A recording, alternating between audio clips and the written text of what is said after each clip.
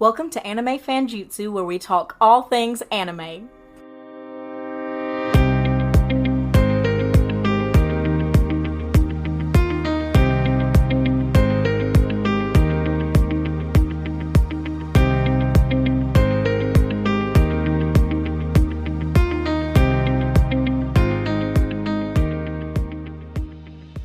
The last couple of weeks, some of our shows have come back on.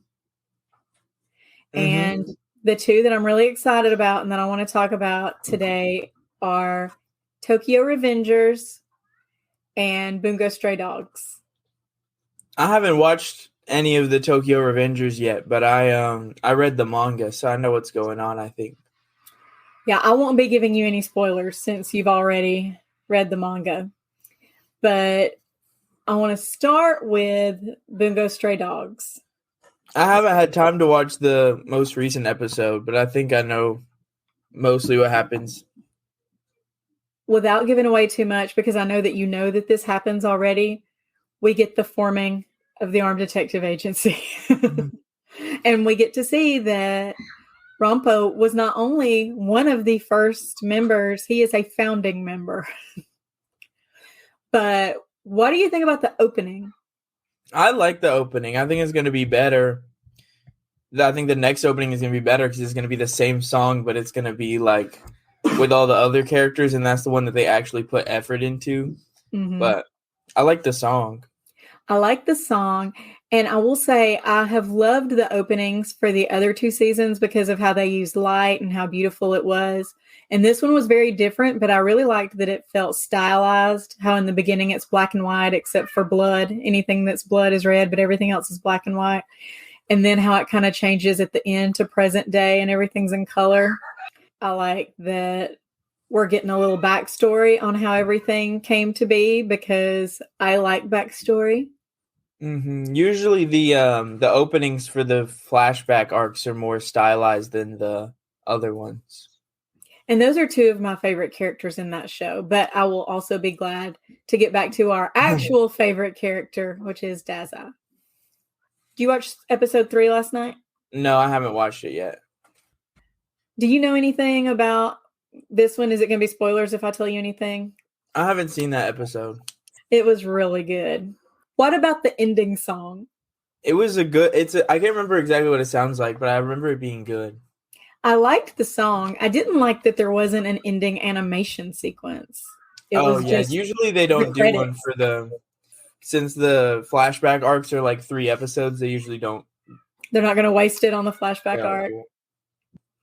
Yeah, so I really liked that the end of episode 3, we have the founding of the agency. And I just felt like now I know what's going on. Does it seem like there's going to be more, or is the next episode going to be this?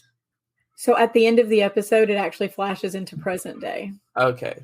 But so only for like half a second, like in the coming up next week. Mm-hmm. It's like, and now we're back in present day. And everything's in color, like bright colors. So we're going to get back to the actual story. Yes, and then I have to remember everybody because it's been a hot minute. So I remember their faces and like their talents, but I don't remember their names. So I'm going to have to remember their names. I remember Dazai and Atsushi and Akutagawa, and that's really the important ones. Mm-hmm. And obviously now we've just been watching Rampo's backstory, which was really good. He was pretty obnoxious. I mean, he's still kind of obnoxious, but he was like really obnoxious. But in the last episode that we watched, episode 3, he got humbled a little bit, so he won't be as obnoxious now. That's good. He was being very arrogant, and the president kind of gave him a what's up. They had a kind of Jesus. So Tokyo Revengers, you've not watched it. Have you watched the opening? I haven't. Or I think I did when they released it before the anime actually came out.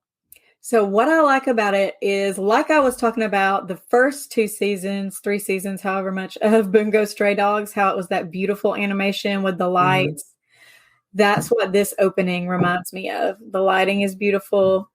And I feel like the opening really gives you a sense of the bromance that is brewing between Takamichi and Shifuyu.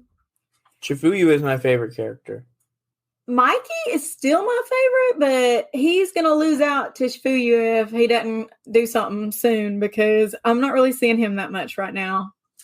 And dude, he's going to show up at the end of this season, I think. Shifuyu's turned out to be like really cool. And I like that Takamichi's like riding on the back of his motorcycle. So in the first episode, we find out obviously that Hina died. And everything bad happened. Shifuyu gets shot and killed, and that's terrible. We saw that at the end of the last season, but they do obviously the flashback. And so I thought, one, it was cool that Kazutora came back and saved Takamichi, but then also like slapped him around a little bit and was like, what have you done? What is going on? Then is tricked by Naoto to meet with Takamichi and then arrests him. And Takamichi's like, what's going on? But then when they get back in there, he's like, obviously I had to arrest you, and he wanted to quit. And he was like, no, you've changed my life. You have made a difference. And sends him back from the police station, which I always wonder, like when he goes back, or when he comes here, like, what's the other version of him doing? Like, there's a version of him just sitting in jail now.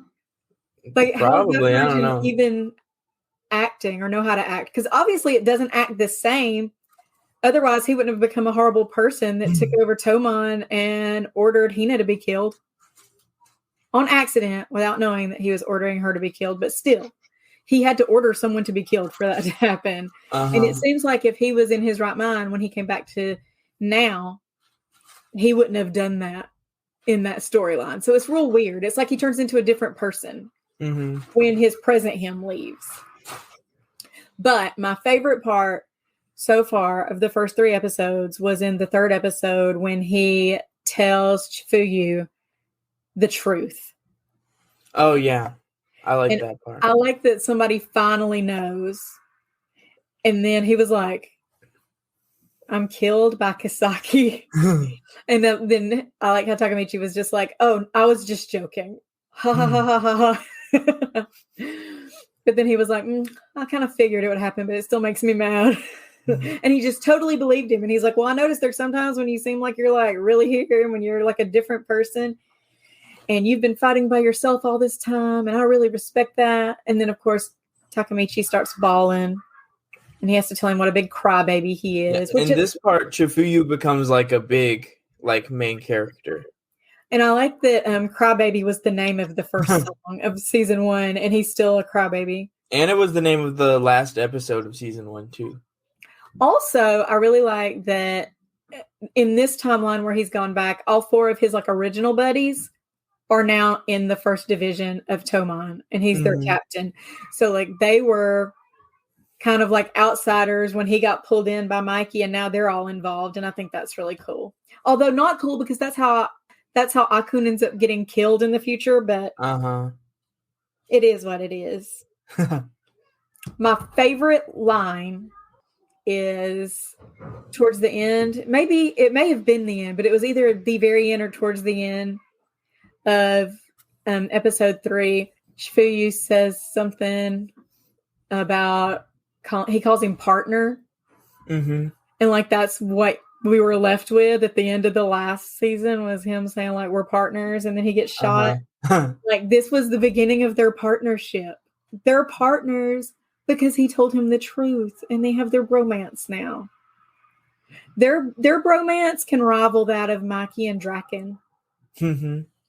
They said that in present day, before he went back, that nobody's seen Mikey for a really long time. And then 2 of the founding members end up getting murdered at the same time Shifuyu gets murdered.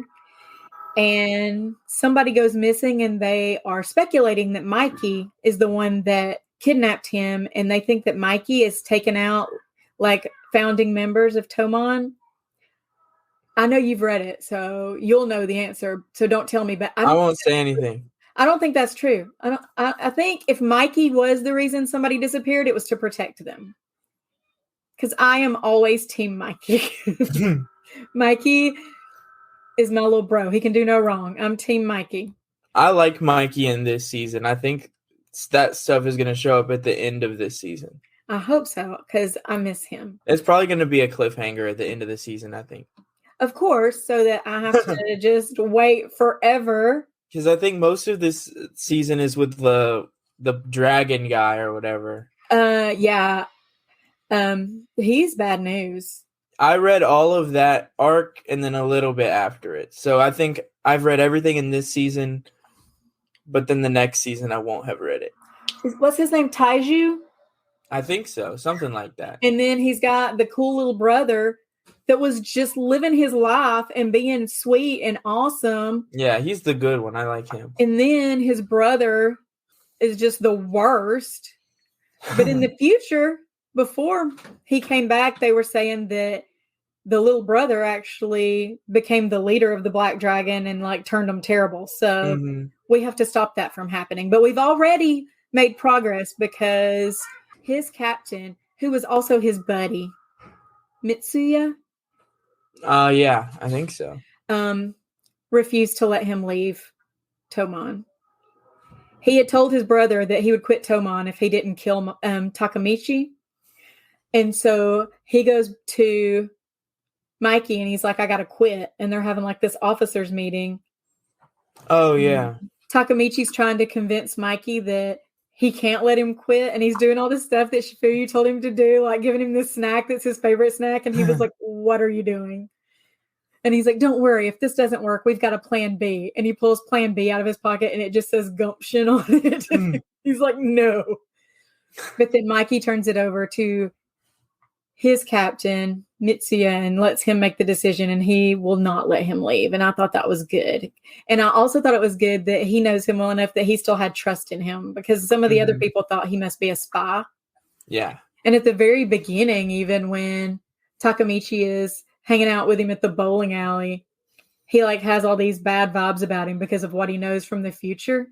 And then as the episode goes on, he's like, wait, this is kind of a cool dude. He's like pretty nice. They're like going to his house, which is how the whole problem starts. When Taiju slaps his sister across the face and Takamichi, who's already been beat up super bad, still tries to jump up and defend her. I think that also made Haka, I don't know how to say it. I don't know. I think that also made little brother of Black Dragon dude really respect him and like him more. He does have gumption, if nothing else. It's not physical prowess. He has gumption. So what else have you been watching or reading? I've been reading One Piece. That's all. There's a new chapter today, but I haven't read it yet. So are you caught up with One Piece? I'm caught up. How long did it take? About a year on and off reading the manga. I didn't watch it. That's a long time. The only one that I'm still currently reading is Black Clover. I read it every Sunday. I need to catch up on that. It's so good. You've got to finish. So Christian hasn't finished Black Clover or Tokyo Ghoul, and they're both awesome. So you need to catch up. There's a little bit in the middle of Tokyo Ghoul where it gets a little slow for a second, but then it gets really good again. Have you watched or I think you did, the Tokyo Ghoul Re? It's like, I heard that wasn't good. I like all of Tokyo Ghoul, but I will say the very last season is my favorite because that's where we come full circle. We go from scared, fragile boy to confident man taking care of business. And that's my kind of character. There's a new chapter of One Piece today. There hasn't been a chapter in like 2 weeks, and there's a new one today that I need to read. Other things I'm currently watching, My Hero Academia. I watched it last night, and this week. Are they still it's pretty heavy. Episodes? Yes. Did they just start a new season, or? Yes. What season is it? Is it 6? I think it's season 6. Let's see. I haven't watched since season like 3, I think. Yeah, it's 6. Right now, everybody's beat up pretty badly. Deku is in a coma. They don't know if he'll ever wake up, but we know he'll wake up because the very beginning intro of the show, he says, "This is the story of how I became the number one hero." And he's not the number one hero yet. So obviously he's going to wake up. But who is really shining this year, in my opinion, is Bakugo. Ooh. And he has been, and Todoroki, they've both been making big sacrifices. And I feel like Todoroki's storyline is about to blow up because of the whole Toya Dabi thing. Like in this last episode, Endeavor is in the hospital, and all three of the kids that are not Toya show up, and his wife. We haven't seen his wife in forever because she's been like in the hospital / institution. So for them all to be together because of Toya, that was pretty cool to see. Bakugo wakes up in the hospital after he's been injured and taken to the hospital. He wakes up and asks like what happened. And they tell him, Todoroki is beat up pretty bad. He's going to be okay. Endeavor and Aizawa, like they're really injured, but they're going to make it. And then they tell him about Deku, and he jumps up from the bed and he's running from the bed, and they hold him down, and they're trying to hold him back. And they say, you're going to hurt yourself. You can't run off, blah, blah. And he's like, I'm more likely to die fighting against you while you're holding me back while I'm trying to get away. And then he says a line that I think is very pivotal. Like, this is who Bakugo is. He says, he can't die. If he dies, I'll kill him. And I'm like, that is so his personality. Also, they did a little flashback on Hawks. And he had a tragic backstory. His dad was a criminal that murdered somebody for money. And his mom was like hiding him. And they were living a terrible lifestyle. And his dad would like abuse him and talk terrible to him. And Endeavor actually is the one that captured his dad. And that's why Endeavor was like his hero, because Endeavor changed his life for the better. He says that Endeavor saved him. There was a scene in the flashback where his mom snuck him out to a store because the dad would never let him leave the house. And she bought him an Endeavor doll. And she's like, I hope this one's okay. All Might was too expensive. And so all through the flashback, he's holding on to this little Endeavor plushie. And then when he finds out Endeavor is the one who captured his dad, he was like, he really is a hero. Like before that, to him, heroes were just something you heard about. They weren't like a reality. And he's like, he really is a hero. And then he became his mentee. It was just beautiful. It's a beautiful story. And also, I feel like Shigaraki actually has a pretty cool character arc. Like, even though he's obviously a terrible villain, I feel like they've made him very sympathetic. Like, what do you expect to happen when your quirk is that everything you touch turns to ash? And I don't know. And he is trying to like reach out to his family and literally kills them all on accident. Like, he killed his parents and his sister, who was his best friend. He turned her to ash right in front of himself. And that is a villain backstory right there. Like, what is supposed to happen from that? I'm also almost done with 7 Deadly Sins, but it's slow going now because all my shows have come back on. So instead of just sitting and watching 5 episodes of 7 Deadly Sins every night, I'm watching other stuff. But I maintain still that Bon is the best character, and that the guy that is the voice actor, we talked about this last time, the guy that's the voice actor for Meliodas and all these other things is the best voice actor of all time in anime. I haven't been watching anything though. I watched some Bleach and I watched some Bungo Stray Dogs, but that's all. I gotta get back into Bleach. So I gotta figure out where I ended. Finally, I want to let everybody know that even though over and over and over and over I have said I will never watch That Time I Got Reincarnated as a Slime, just solely based on the name because it sounds so ridiculous, I have watched some of it now. And it was so ridiculous. I watched 1 episode and I'm not watching any more. I watched 3 episodes, and I will say it is silly in the way that One Punch Man is silly. It's very like over the top silly. I don't like it as much as One Punch Man though, but it's not terrible. Like I will probably eventually finish it. So that's my I'm not confession. watching any more of it. Did you get to where they're actually a person and not a slime? No. They're able to make their body into other presentations, but not a person. But they can act like dragons and weird things like that. That's weird. It was really weird. So everybody join us next week. We're going to be talking about more cool stuff. And let us know what animes you think we should watch. Make sure you subscribe to the podcast wherever you get your podcasts, and be sure to follow Anime Fanjutsu on Instagram. We are at Anime Fanjutsu.